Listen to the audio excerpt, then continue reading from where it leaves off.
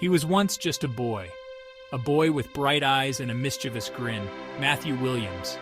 He loved to ride his bike, played tag with neighborhood friends, dreamed of being a firefighter. His laughter was infectious, his spirit bright. No one could have predicted the darkness that would come. The slow, agonizing descent.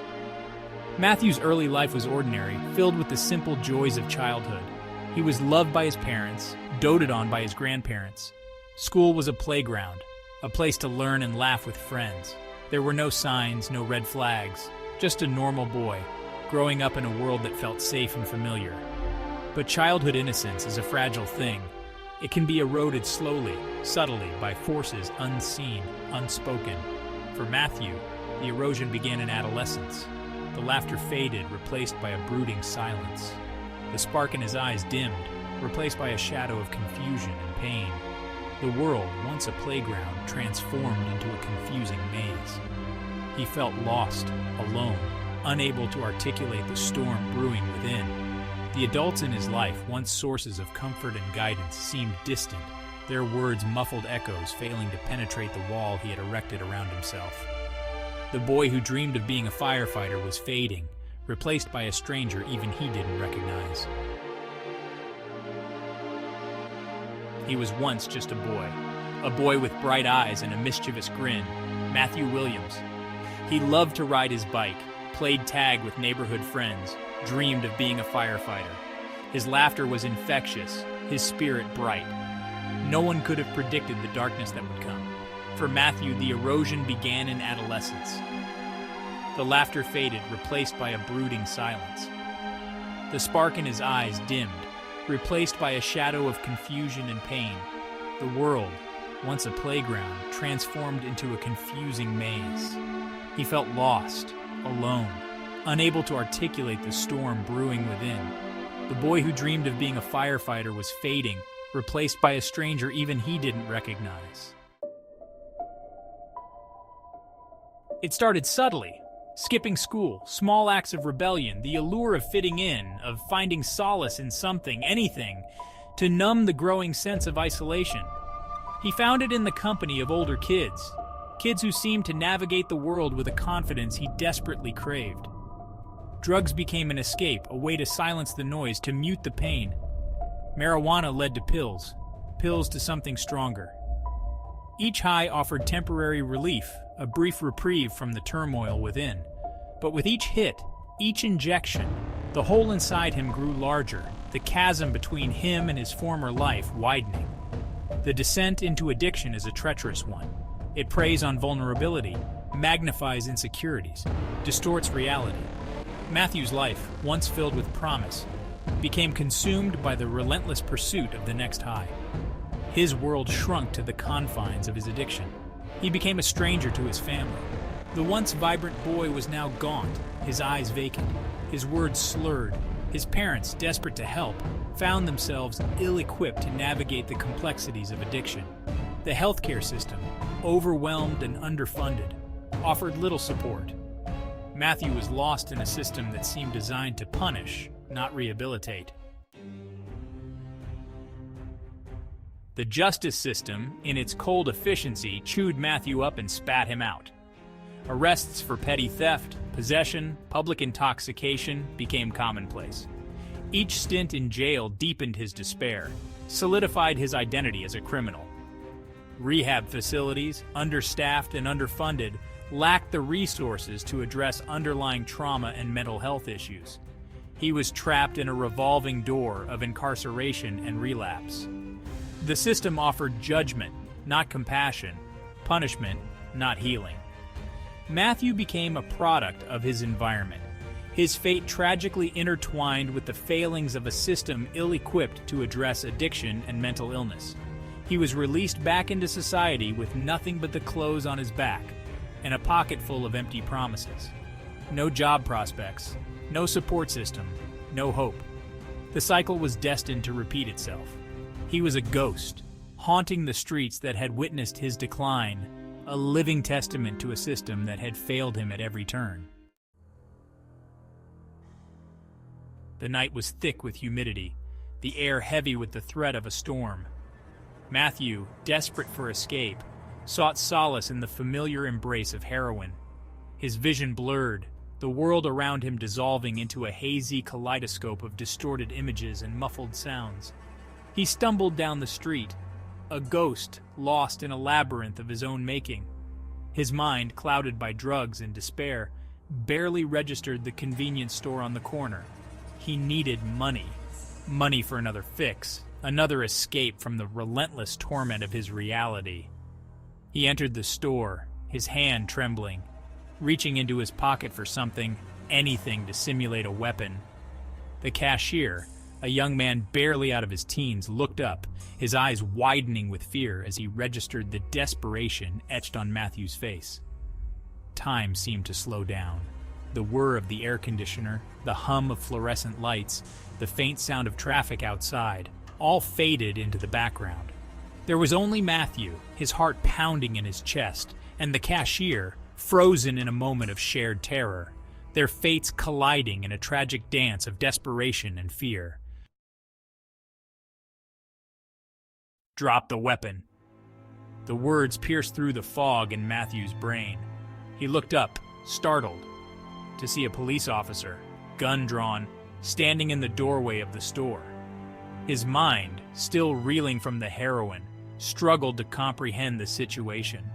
He had been released from jail just 3 days earlier. 3 days of freedom. 3 days of battling the demons that haunted him, the cravings that gnawed at his insides. 3 days of trying to navigate a world that seemed to have no place for him, a world that viewed him with suspicion and disdain. He had promised himself this time would be different.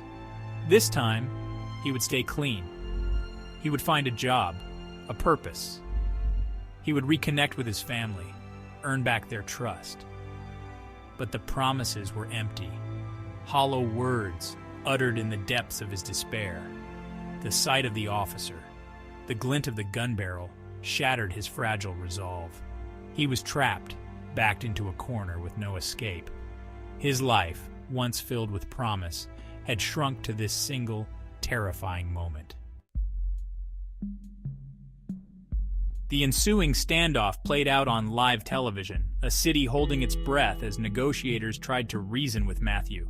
He was portrayed as a dangerous criminal, a menace to society. His past mistakes, his struggles with addiction, were laid bare for the world to judge.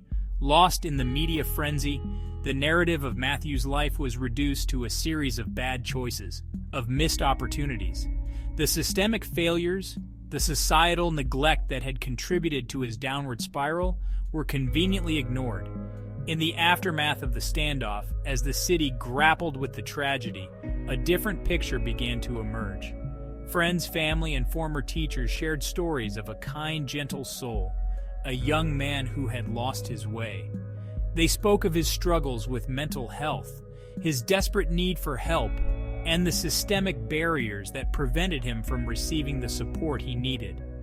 The narrative began to shift from one of individual blame to one of collective accountability. Questions were raised about the adequacy of drug rehabilitation programs, the availability of mental health services, and the societal stigma attached to addiction. Matthew's story, though tragic, is not unique. It is a story repeated countless times across the country, a stark reminder of a broken system that criminalizes mental illness and addiction, a system that prioritizes punishment over rehabilitation, that fails to address the root causes of crime. The criminal justice system, burdened by overcrowding and underfunding, often serves as a revolving door for individuals with mental health and substance abuse issues.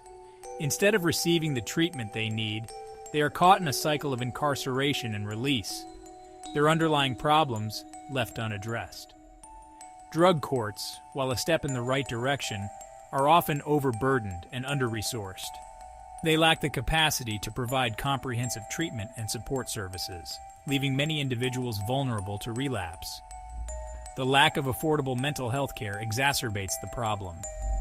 Many individuals, particularly those from marginalized communities, face significant barriers to accessing quality mental health services. This lack of access often results in individuals with untreated mental health conditions ending up in the criminal justice system. Matthew's story is not just his own. It is a story that ripples outward, impacting families, communities, and society as a whole. The emotional toll on his loved ones, the shattered dreams, the lingering grief, are immeasurable. His parents, once full of hope for their son's future, now navigate a labyrinth of guilt, anger, and despair. They grapple with the what-ifs and the if-onlys, their hearts heavy with the weight of their son's absence. The community too bears the scars of this tragedy. The convenience store clerk, forever haunted by the events of that night, carries the weight of trauma and fear. The fear ripples outward, eroding the sense of safety and security within the community. The societal costs of a broken system are immense. The financial burden of incarceration, the lost productivity of individuals caught in the cycle of addiction and crime, and the erosion of trust in institutions meant to protect and serve, all contribute to a climate of fear and division. Matthew's story is a call to action, a call for a more humane and effective approach to addressing addiction and mental illness, a call for a shift from a punitive system to one that prioritizes treatment, rehabilitation, and reintegration. We need to invest in comprehensive drug treatment programs that address not just the addiction itself, but also the underlying trauma, mental health issues, and socioeconomic factors that contribute to substance abuse. We need to expand access to affordable mental health care, ensuring that individuals receive timely and appropriate treatment before their conditions escalate into crisis situations. This includes increasing funding for community mental health centers, training more mental health professionals, and reducing the stigma associated with seeking help. We need to break down the barriers that prevent individuals with criminal records from reintegrating into society. This includes providing job training, housing assistance, and support services that empower individuals to rebuild their lives and become productive members of their communities. Even in the face of tragedy, there is hope. Matthew's story has ignited a call for change that resonates across the country. Advocates and community leaders are working together to reform the criminal justice system. We need to invest in solutions that address the underlying issues of poverty and trauma. The seeds of change have been sown. Community-based organizations are providing support services tirelessly. Lawmakers are enacting legislation to divert individuals into treatment programs. Matthew's legacy may ultimately be one of hope. His story is a powerful call to action for a more just and compassionate society. It is a call to create a world where every individual can heal and thrive.